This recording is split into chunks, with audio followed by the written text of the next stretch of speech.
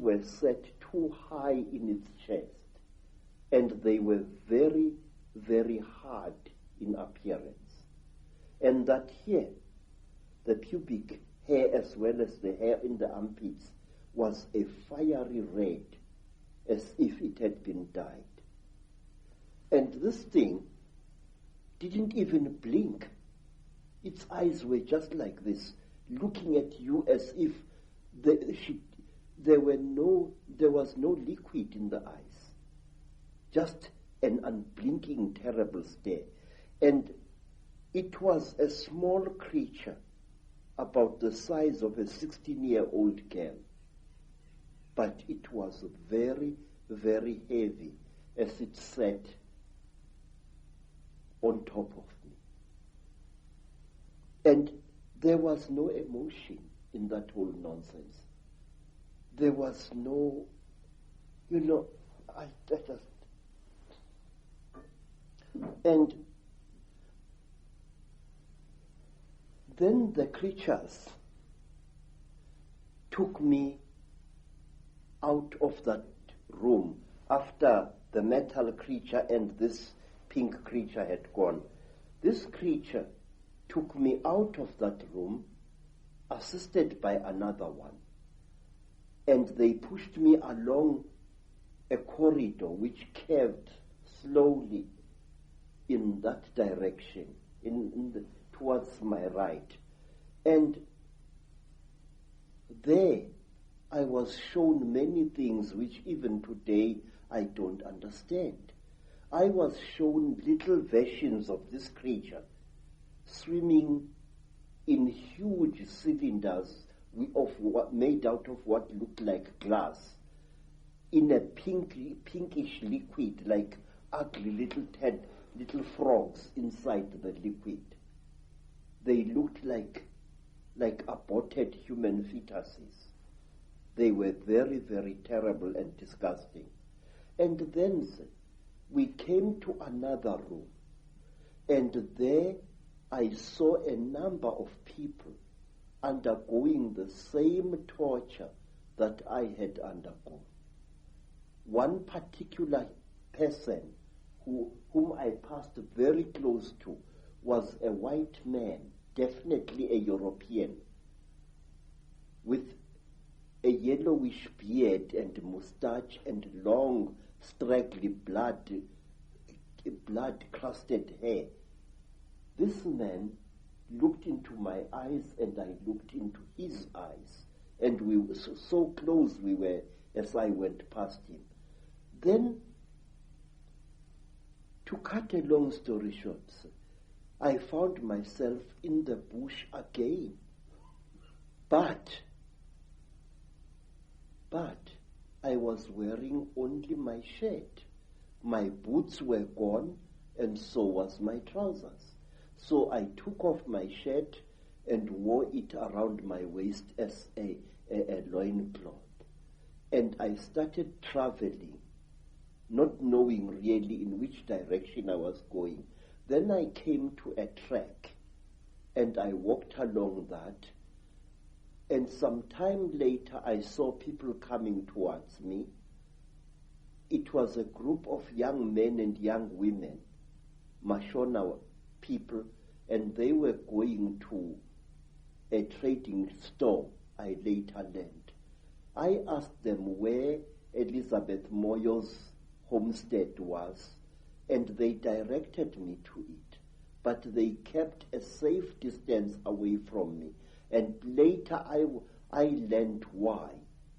I was carrying a horrible, non-human smell upon me. When at long last I came to Mrs. Moyo's village, all the dogs in that place went hysterical.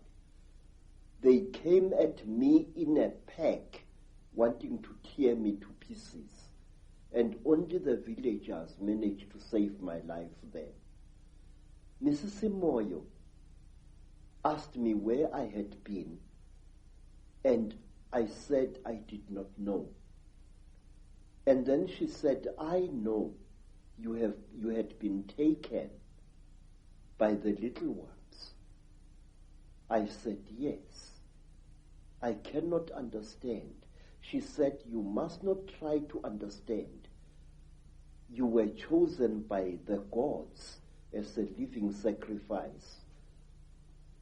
So don't even try to talk about this. But how could I not talk about it? I wanted to understand what had been done to me, by whom and why. Even now, sir, I still want to understand what it was all about. And many years later, I met a remarkable white woman, Elizabeth Clara, a famous South African woman who had worked for British intelligence during the war, and who, we are told, had been impregnated by a being from the stars, Icke. I asked Elizabeth, what was the meaning of the strange thing which was done to me? Because since that time, I had come across many black people, well over 200, who had been through the same torture as I. I had come across many black as well as Cape-colored women who had been mysteriously impregnated by the same creatures that I had gone through the hands of. And let me tell you one other interesting thing, sir, before I forget. About a year after I had underwent this terrible experience, I was walking along Jeppe Street in Johannesburg, delivering parcels, when a white man shouted at me to stop. I stopped. I thought he was a policeman wanting to arrest me for some reason. And when I tried to produce my identity document, the white man said, listen, I don't want your nasty word, passbook kefa. I said, then sir, what do you want, Bas? He said, listen, where did I see you? Where did I see you?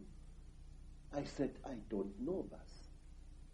But he looked very familiar to me. And then he said, listen, don't bullshit me, man. Where did I see you?